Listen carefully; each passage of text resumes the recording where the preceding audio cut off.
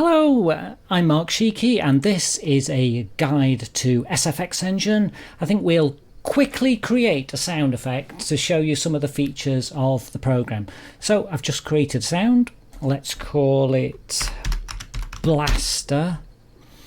These boxes, S1, S2, S3, S4 to S12, they are the sound engines, the actual options and plugins that create the sound. And here's the big list of them in the engine list. So we'll click on S1 and add the grey wave. I'll click weld and suddenly it appears here. Below it you see the parameters for this particular plugin. We've got a period, we've got level and a smoothing factor. When I press the Q key on the keyboard, some sound comes out. I can also click play here and stop, and that allows you to hear the current sound that you're working on at any point. And any of these parameters can be modulated, changed over time. We can drag them up and down, of course. You can type a number. When you drag, you hold down the mouse and move it left and right, slide left and right. You don't turn the dial round in a circle. But let's add a modulator to the level, and you can hear and see the power of modulation, really. Let's pick fade linear. You'll see it's a straight fade from 1 to 0. And when we press Q again, you can hear it fades. This length parameter indicates that it fades over 1 second. It takes 1 second to fade out. If we turn down length, it's very short. 2 seconds, a bit longer.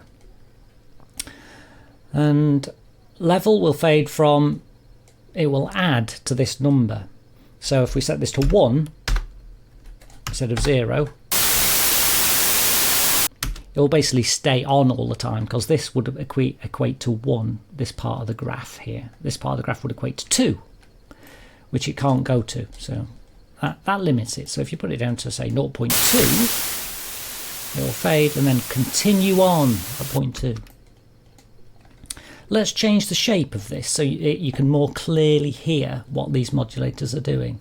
Let's replace it with a sine wave. You can hear that the sound is making this pattern in volume. And the power of the program is that every single parameter of every sound effect, of every engine, can be modulated. Let's add a flange effect. Press Q again and we suddenly hear a slightly tinnier sound. I'll add that fade, actually. Let's change fade A. Fade A slightly bends down in a more staccato way than the linear fade.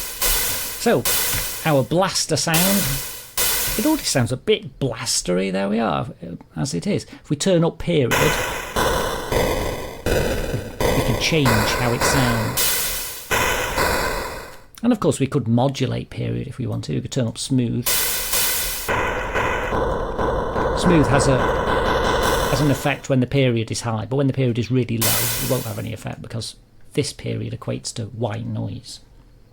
So we hear our flange effect, we can turn up feedback, but a flange really needs a modulating delay. So let's attach a sine loop again.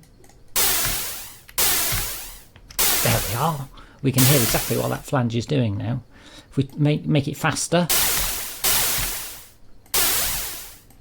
But I suppose for a blaster, it should be a bit slow, shouldn't it? We've got loads of control over these. And this display itself is incredibly useful. It tells us the size. These modulators are all WAV files. You'll have noticed if I replace this, .wav. And that means it's really easy to create custom modulators in any sample editor of your choice. You can also load and save. You can save them. But you can also process them in loads of different ways. For example, if I combine this with the fade, it's faded out, which is really useful. You can invert it.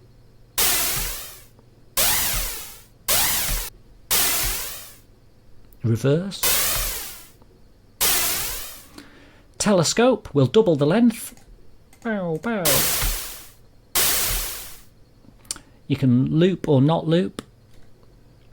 Well, I'll switch it back. I'll replace it back to the loop. Sine loop again. And let's mess around with this sound to try and make our blaster. Let's turn up the feedback.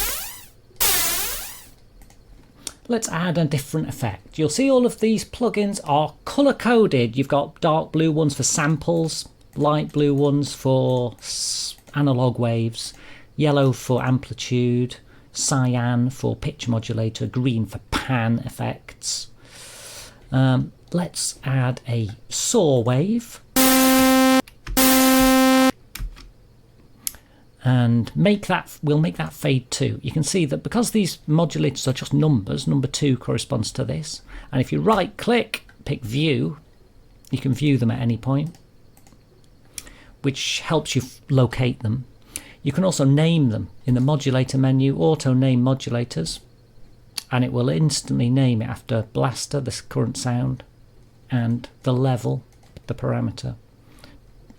WVG corresponds to grey wave, so you get an instant look at what each sound does. But you can reuse them. You can just type the number 2 again, type the number 2 into here, and our saw wave now fades out. Turn down the pitch of our saw.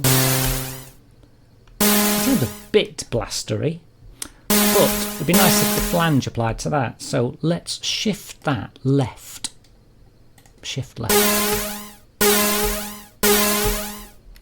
Well, that's an interesting sound effect. So, well, there's the basics of how to create sounds. They're just made by chaining together lots of sound effects, lots of these plugins. If we pick band distortion, for example, we get a frequency, we've got power.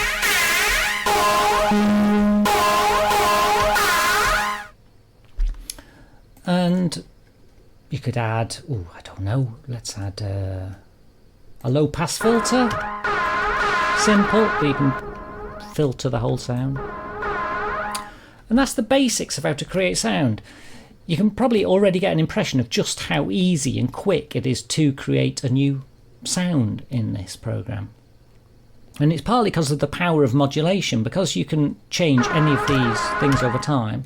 In fact, let's add a fade to the filter.